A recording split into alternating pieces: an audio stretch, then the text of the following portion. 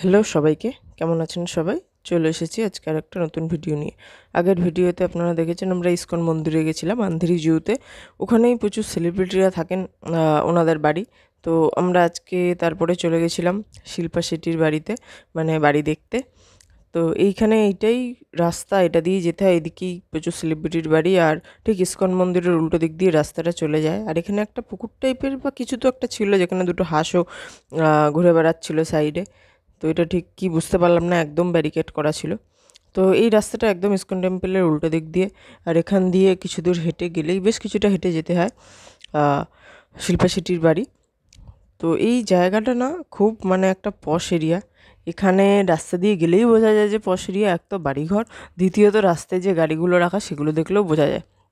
তো এখানে প্রচুর মানুষ ঘুরতে আসে, সেলিব্রিটিদের বাড়ি দেখতে আসে আর ফটো তুলতে আসে। তো বেশ কিছুটা হাঁটতে হচ্ছিলো, আর এটা একদম জুহু বিচের পাশে, আন্ধেরিতে একদম জুহু বিচের পাশে। দূরে দেখা যাচ্ছে জুহু বিচ, ওটাও আপনাদের সাথে শেয়ার করব। তো জুহু বিচটা একদম পাশে। প্রত্যেকের ফ্লোর থেকেই, মানে এখানে যত মোটামুটি সমুদ্রের ধারে যাদের বাড়ি আছে প্রত্যেকের বাড়ি থেকেই সমুদ্র দেখা যায়। ইভেন বড় বড় অ্যাপার্টমেন্টগুলোর অনেক উঁচু ফ্লোর থেকেও সমুদ্র দেখা যায়। তো এখানে এমন অ্যাপার্টমেন্ট প্রচুর আছে। তো বেশ ভালো একটা সুন্দর ব্যাপার। তো আমরা এখান দিয়ে এসে একটা বাদিকে একটা গলি আছে, সেখান দিয়ে ঢুকেছি। তো একদম সোজা শেষে শিল্পা শেট্টির বাড়ি।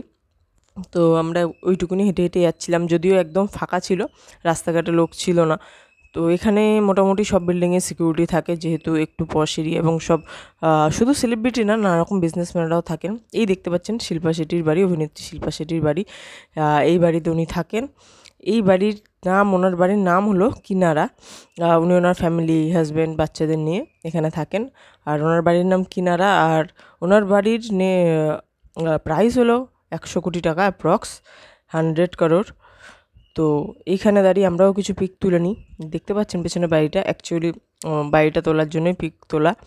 তো সুন্দর, আমরা আগেও দেখেছি, তো কোনো দিন ভিডিও করা হয়নি। তো আজকে আপনাদের সাথে শেয়ার করলাম। তো অবশ্যই জানাবেন কেমন লাগলো।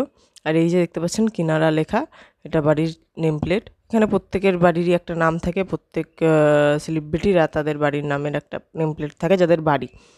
তো ওখান থেকে আমরা বেরিয়ে চলে যাচ্ছিলাম জুহু বিচের দিকে একটু।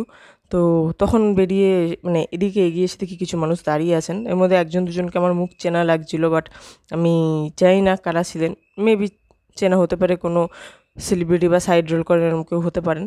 তো এখান দিয়ে আমরা চলে যাচ্ছিলাম। আর এই এরিয়াটা এত সুন্দর না, সবথেকে ভালো লেগেছে ফটোগ্রাফি করার জন্য তো দারুণ জায়গা। চারদিকে শুধু গ্রিনারি আর গ্রিনারি, আর অসাধারণ একটা অ্যাম্বিয়েন্স, খুব শান্ত, খুব ঠান্ডা, কুল পরিবেশ। আর এই যে আমরা চলে এসেছি একদম জুহু বিচের কাছে।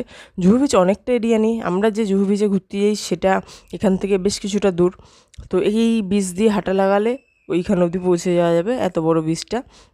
তো এই যে এটা একটা বাংলো, কার বাংলো বলতে পারবো না, কিন্তু বাংলোটা দারুণ। 7C লেখা, বাংলোর নাম্বার, যার কোনো নাম নেই।